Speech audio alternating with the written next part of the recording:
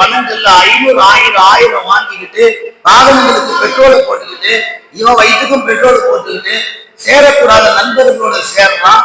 பழக்கமில்லாத குடி பழக்கமாகுது, பழக்கமில்லாத சிகரெட்டு பழக்கமாகுது, பழக்கமில்லாத எல்லா வகையான கெட்ட பழக்கங்களும் அன்றைய ஒரு இரவு இவனுடைய வாழ்க்கையில் முழுசா வந்துருது. 2026 எப்படி வரலாம்? ஒரு பரிபூர்ண கெட்டு போன குட்டிச்சுவரான மனிதராக வீட்டுக்குள் நுழைகிறான். இந்த நிலையைத்தான் இஸ்லாம் வன்மையாக கண்டிக்கிறது. இது வேண்டாம் என்று வாழ்ந்தவர்களே, பெருமானார் ஸல்லல்லாஹு அலைஹி வஸல்லம் அவர்கள் இது போன்ற கொண்டாட்டங்களில் நமக்கு எச்சரிக்கையை தந்திருக்கிறார்கள். மிகப்பெரிய ஒரு அபாயத்தை பெருமானார் உணர்த்தியிருக்கிறார்கள். மன் தஷப்பஹ பிகௌமின் ஃபஹுவ மின்ஹும்.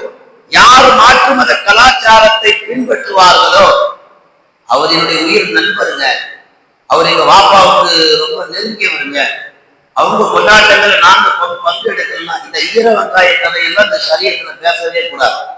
ஷரியத் என்பது எல்லோருக்கும் பொதுவானது. யார் எப்படிப்பட்ட உறவாக இருந்தாலும் ஷரியத் என்று வந்து விட்டால் அதற்குள் நாம் எப்படி அப்படித்தான் வாழ வேண்டும். மன் தஷப்பஹ பிகௌமின், மாற்றாருடைய கலாச்சாரத்தை நீங்கள் கையில் எடுத்தால் ரசூலுல்லாஹ் ஒரு வார்த்தையில் சொன்னார்கள், ஃபஹுவ மின்ஹு, நீ காஃபிர் என்று சொன்னார்கள், நீ கிறிஸ்தவன் என்று சொன்னார்கள், நீ யூதன் என்று சொன்னார்கள்.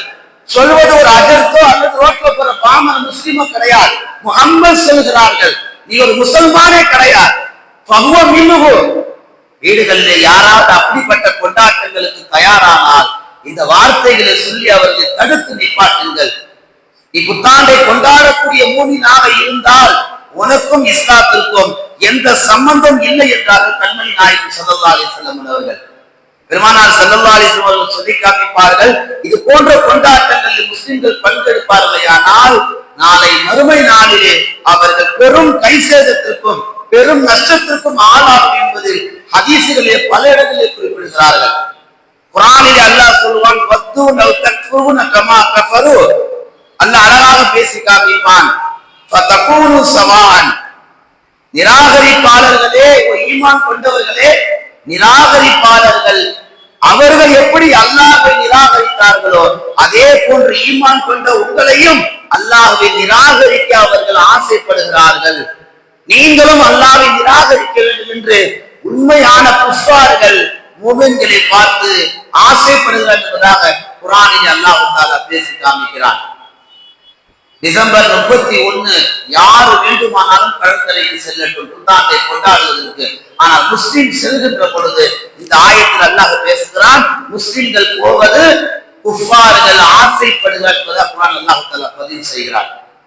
நாம போகாம இருப்பதுதான் நம்முடைய ஈமானுக்கு சிறந்த பாதுகாப்பு என்றார்கள் கண்மணி நாயகம். அபுதாவுதிலே பதிவு செய்யப்பட்ட ஒரு ஹதீஸ், பெருமானார் ஸல்லல்லாஹு அலைஹி வஸல்லம் குறிப்பிட்டு காமிப்பார்கள், மதீனாவிலே நபிகள் நாயகம் ஸல்லல்லாஹு அலைஹி வஸல்லம் அவர்கள் நுழைகிற பொழுது அன்றைக்கு உள்ள மதீனாவுடைய அன்சாரி சஹாபிகள் எல்லாம் சஹாபாக்கள் எல்லாம் ஏதோ ஒரு கொண்டாட்டத்தை கொண்டாடி கொண்டிருக்கிறார்கள். அந்த கொண்டாட்டத்துக்கு தலைப்புலாம் கிடையாது, சந்தோஷமா இருக்கிறாங்க. அதை பார்த்த நபிகள் நாயகம் கேட்டாங்க, மா ஹாதானி யௌமானி, இன்னைக்கு என்ன கொண்டாட்டம்? 2 நாள் இவ்வளவு சிறப்பா கோலாகலமா கொண்டாடுறீங்க மதீனாவுல. மதீனத்து சஹாபிகள்லாம் சொன்னாங்க, இதுக்கு என்ன தலைப்பு தெரியாது எங்களுக்கு, நாங்க கொண்டாடுறோம். நீங்க ஏன் கொண்டாடுறீங்க? எங்களுக்கு முன்னோர்கள் கொண்டாடினாங்க, நாங்க கொண்டாடுறோம். அந்த டிசம்பர் 31 கடற்கரையில கொண்டாடுற அத்தனை பேர்ல போய் எவனையாவது ஒருத்தர் தனியா இழுத்துட்டு போய் என்ன கான்செப்ட்னு கேளுங்களா, ஒரு பலாவும் தெரியாது, ஒரு மண்ணும் தெரியாது.